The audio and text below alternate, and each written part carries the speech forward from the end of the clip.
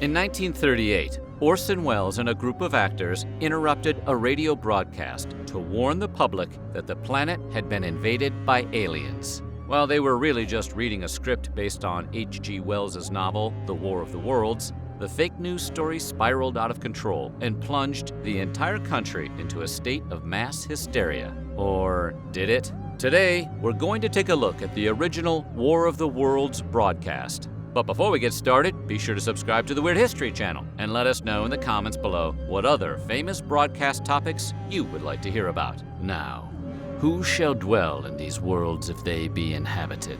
Are we or they lords of the world? And how are all things made for man? While classic films like Citizen Kane, The Magnificent Ambersons, and Transformers the movie were still on the horizon for Orson Welles in 1938, he was already a respected actor, director, and storyteller.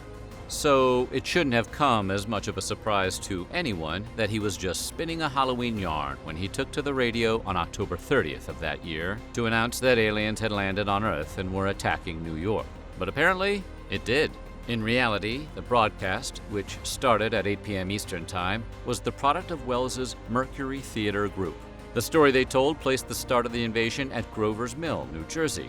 Why there? Well, turns out Mercury Theater playwright Howard Koch picked the location at random off a map that was hanging in a gas station he stopped at while driving to his parents' house. But it was unlikely details like that which made the whole thing so believable to so many.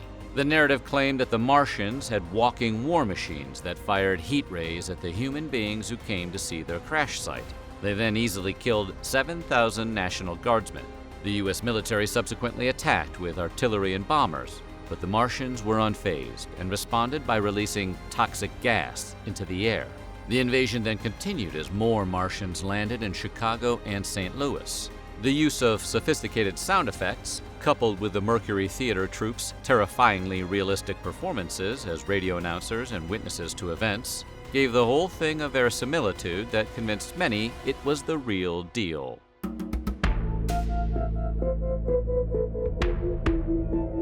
Since the broadcast, some reports have claimed that thousands of people spiraled into a panic at the announcement of the alien invasion, and some commentators have even hiked those numbers up to nearly 1 million.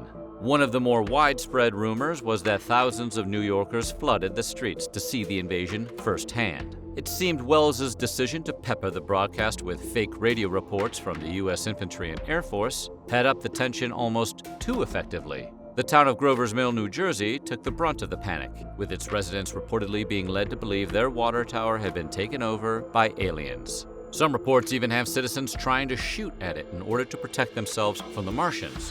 While the truth behind those reports can be difficult to discern, some people were certainly taking the potential dangers of the broadcast seriously, namely, the police. One actor from the Mercury Theater group, Stefan Schnabel, later recalled the studio slowly filling with policemen bent on stopping the broadcast. They struggled with Pages and CBS executives who held them off until the show could be completed. After it was over, the studio phones rang off the hook. Paul White, then head of CBS News, described the scene as bedlam. Amusingly, he also ran into a disheartened Orson Welles. The future director of Citizen Kane told him, "I'm through," and seemed to believe that after this, he would be washed up.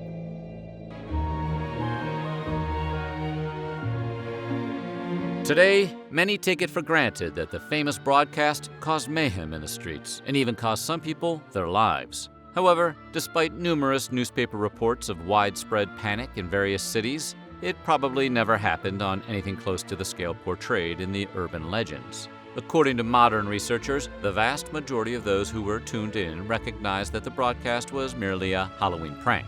One tip-off was that the broadcast was preceded by a voice on the radio saying, "The Columbia Broadcasting System and its affiliated stations present Orson Welles and the Mercury Theater on the air in War of the Worlds by H.G. Wells." There was also the fact that no other stations were carrying the news of the alleged alien invasion.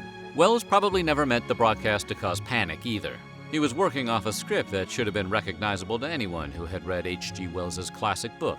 In addition, CBS required Welles to announce that the broadcast was fiction, both before and during the act. You had to be working pretty hard to miss all that. Hey, Weird History viewers, if you have trouble sleeping, listen.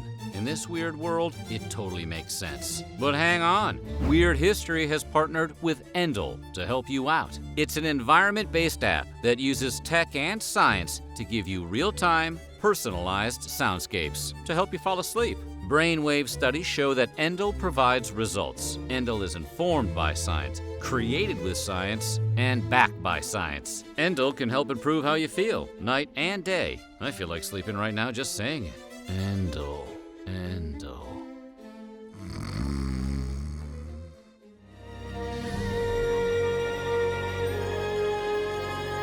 So, if there was no Great War of the Worlds panic, why do we think there was? Well, one big reason why the ridiculous rumors became so widespread was because various major newspapers, such as the Chicago Herald, the San Francisco Chronicle, and the Boston Daily Globe, gleefully reported the supposed panic. You see, the newspapers, who were the traditional carriers of the news, were eager to discredit radio, which was a fairly new medium at the time. They also had a specific bone to pick with radio, and that bone was money. Turns out, radio advertising had attracted some of the monies that had previously been spent on print advertising during the Great Depression. The shift was extremely detrimental to the newspaper industry.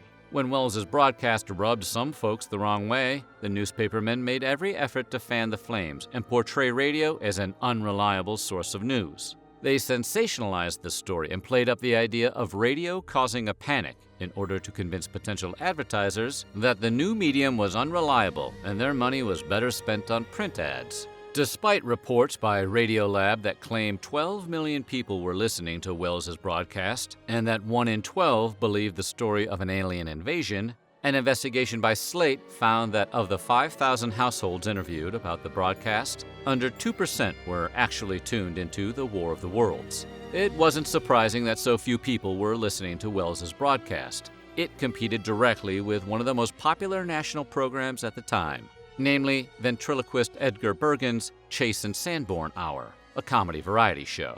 A PBS documentary on the subject agreed, saying that even though tens of millions of Americans were listening to their radios that night, not many of them were listening to the War of the Worlds when it began, because of the comedy show's popularity.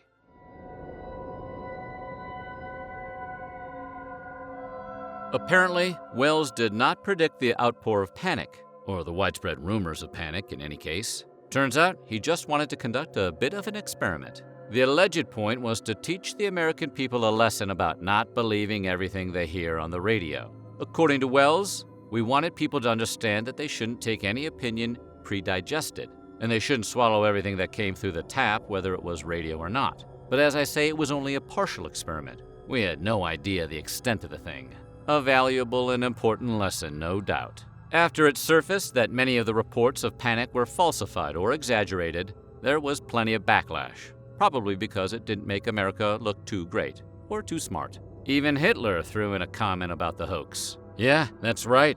The man who ruined the name Adolf Hitler, himself spoke out about the rumored panic of the American people, calling it evidence of the decadence and corrupt condition of democracy. Who knew Hitler was an entertainment critic?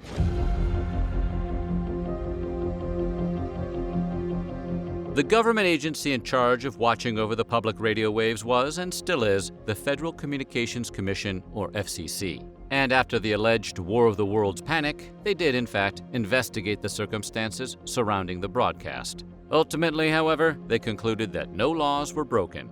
This is the biggest key to debunking the myth that the broadcast stirred nationwide hysteria. If it had triggered mass panic, the FCC clearly would have had more of an issue with Orson Welles than it did. In fact, the FCC found so little wrongdoing on the part of Welles and CBS that they even went so far as to prevent complaints about the program from being used in license renewal hearings, which was basically their way of declaring the panic was just a myth. If Welles was concerned his career would be affected, those fears, to say the least, turned out to be unfounded. Welles went on to have an immensely successful Hollywood career, maybe even partly thanks to the publicity garnered from his 1938 stunt. Or because he was one of the most talented directors in Hollywood. Could be either.